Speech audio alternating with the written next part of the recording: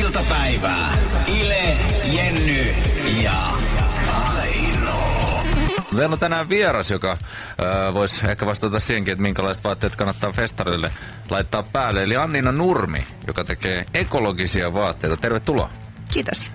No millaiset sinne festarille pitäisi laittaa? Jos haluaa ottaa huomioon festarimukavuuden, sen, että ne todennäköisesti menee täysin pilalle siellä mudassa rypiessä ja sen, että ne on ekologisesti tuotettu.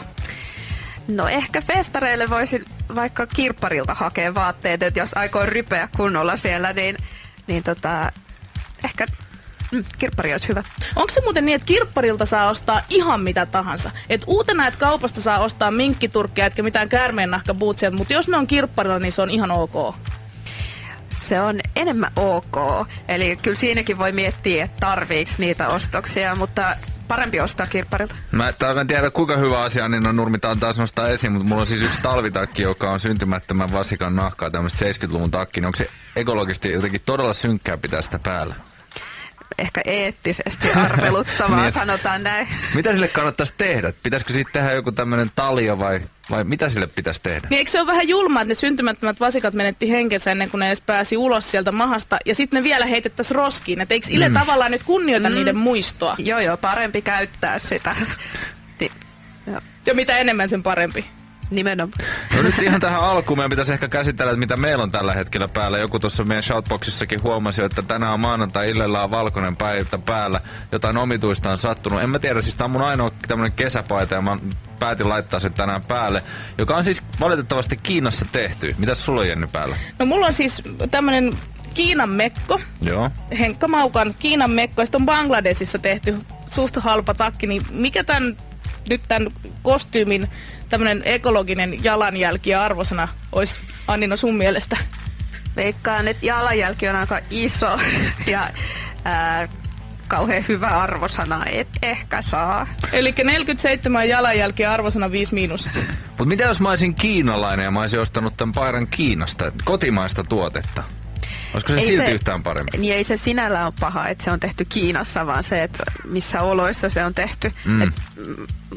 Mitä luultavimmin, niin olot ei ole kauhean hyvät. Mutta sinällään poikotti, mitä tiettyä maata kohtaa ei ole se ratkaisu ehkä. No tämmöistä ekologisia tuotteita on hirveän, tai se on aika haastavaa löytää sellaisia vaatteita, mitkä ei ole tai mitkä olisi todella ekologisesti tuotettu. Niin mitä meidän ihmisten pitäisi tehdä tavallaan hyvittääksemme tällaisia tekoja? Et jos mä ostan tämmöisen Kiinassa teidän paidan, niin riittääkö yksi plankummi vai miten mun pitää? Aavemarjoita, jos on katolinen, tai jotain heikkejä, jos ei ole.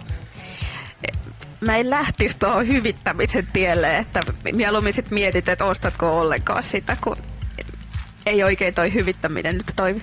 Mites muuten, mun piti semmosesta kysyä, että aika usein kun katsoo tämmöisiä ekologisesti tuotettuja vaatteita, mallistot on aika tiukasti naisille. Onks oikeesti Ilelle, tommoselle raavaalle karpaisille, löytyykö sille ekovaatteita? Noin. No tolle hintelälle pulkannarulle, löytyykö sille mitään? Kuulostaa tutulta. No löytyy. Niin kuin meidänkin vihreät vaatteet verkkokaupassa on ihan yhtä paljon melkein tytöille kuin pojille. Että kyllä löytyy. Sulla on tällä hetkellä sun tekemiä vaatteita varmaan itselleskin päällä. Kyllä. Niin mistä noin kaikki? Sulla on esimerkiksi tällä hetkellä tommonen tosi hieno kaulakoru, mistä löytyy korviksitkin sun nettisivulta ja sit löytyy, tosta mekostakin on erilaisia värejä. Niin mistä noin on sit loppujen lopuksi tehty, että ne on niin ekologisia? No nämä korut, tää mikä mullakin on nyt päällä, niin on kierrätettyä nahkaa. Et kirppareilta on hamstrannut nahkaa, mistä on sitten näitä tehty. Ja sitten nämä mekot on luomupuuvillaa ja Intiassa viljelty tämä puuvilla ja sitten Suomessa on tehty ihan nämä kaikki vaatteet ja asusteet. Kohta jutellaan ekovaatesuunnittelija Anniina Nurmen kanssa lisää, muun muassa siitä, että mistä Anniina ei tekisi ekotavaraa, koska nyt on kierrätetty nahat ja Intiasta tuotu puuvilla, mutta varmasti on jotain, mistä ei saa mitään aikaiseksi. Hello, I'm Anirudh from India. I love Lebanon. Kyllä mä sanoisin, että jos Bono saisi tällaisen rannekkeen, mikä mullakin on tällä hetkellä kädessä, niin se olisi kyllä todella ylpeä. Ja sitten kun Olympiastadionille saapuu, niin kädet ilmaan ja Bonolla olisi tämmöinen, niin kaikki haluaisi tällaisen. Todella upea. Siis meillä on Anniina Nurmi paikan päällä, joka on suunnitellut tällaista kierrätetystä nahasta tämmöisen mageen äijien rannekkeen. Ja siis tääkin on siis siitä samasta kierrätetystä nahasta. Kyllä.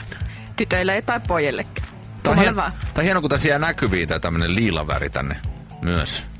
Ja voidaanko me nyt olla varmoja, että toi ei ole semmoisen syntymättömän vasikon nahasta tehty? Kyllä voidaan olla varma, joo. Okei. Okay.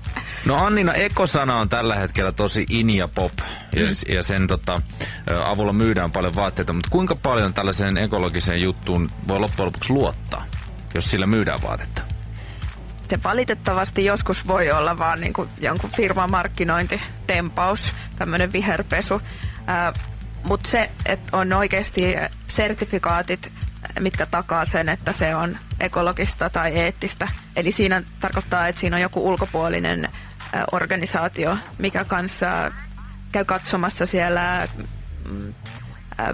viljelyksillä tai tehtaissa, että ne on oikeasti esimerkiksi luomua.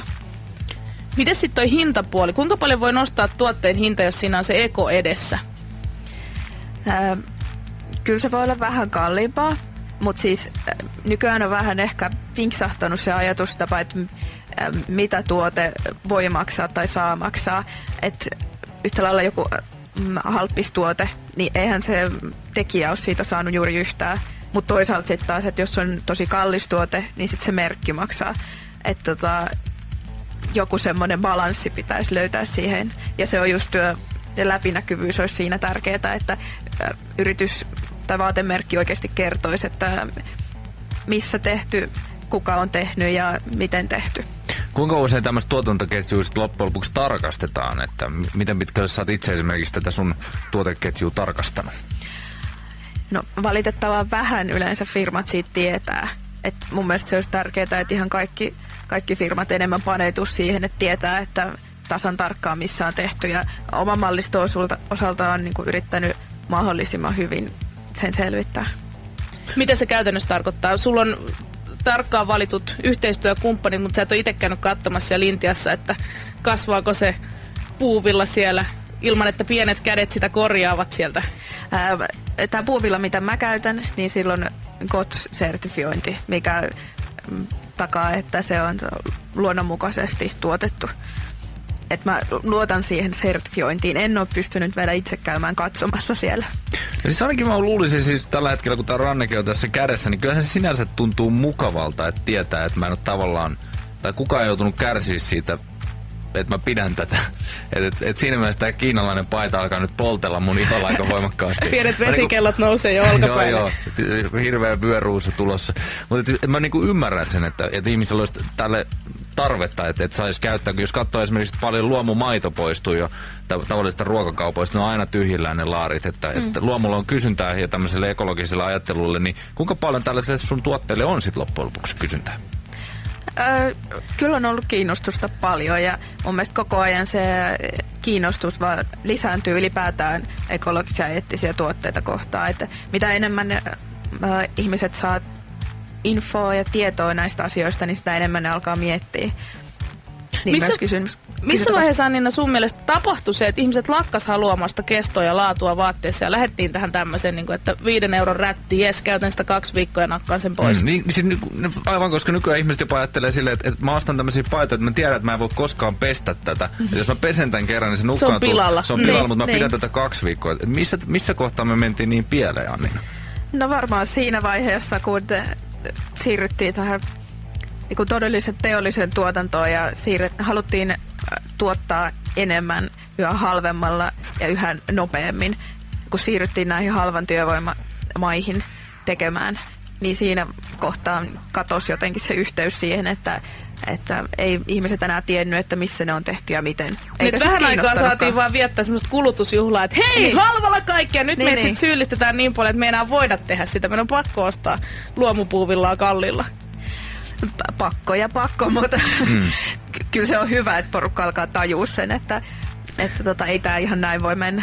No siis se on kyllä ainakin mitä mä kaipaan, niin että varsinkin jos ostaa tämmöisiä isoja merkkituotteitakin, niin ei se hinta edes enää määrittele sitä laatua. Että saattaa olla jotain tosi kalliita tuotteita, mitä tälläkin hetkellä ostetaan jostain kaupasta, sitten sen pesee kerran, niin se on nukkaa. Ja se on pilalla, totta. Se on todella synkkää jotenkin. No sä, Annina, toit meille tänne liudan tollasia koruja sun mallistosta. Nämä on ilmeisesti kans tehty kierrätyskamasta kaikki. Joo, siinä on tosiaan kierrätettyä nahkaa ja vanhoja avaimia. Mistä nämä avaimet on? Vanhoista Kuka päiväkirjoista? nyt rynkyttää jotain piirongin laatikkoa? Missä ne avaimet on?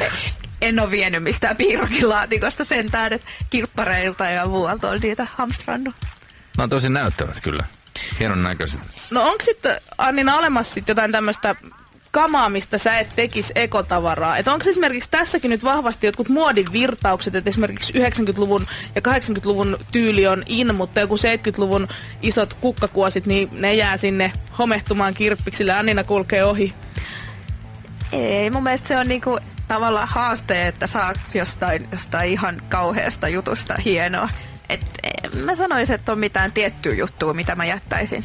Eli esimerkiksi Ilen vanhat batiikkikuvioiset paidat, niin sä saisit niistä tehty jotain myyntikelpoista. Vois sitä kokeilla. Niin.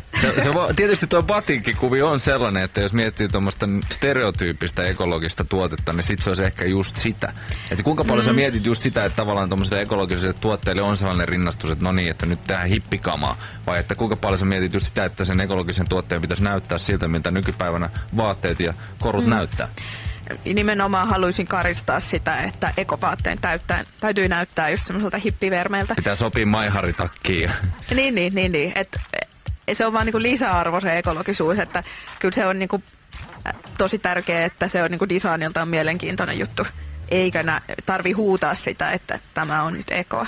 Missä vaiheessa me, Annina, voidaan jättää se eko niiden kamojen edestä pois, koska siitä on tullut standardi, että jälleen ollaan palattu siihen, että tuotteet ovat luonnonmukaisia. Ja no, vielä ei ihan olla siinä. Että sehän on niinku päämäärä. Ja niinku se olisi tosi hienoa, kun se olisi ihan itseisarvo, että kaikki vaatteet on tehty ekologisesti. Mutta siinä menee kyllä vielä aika pitkä tovi.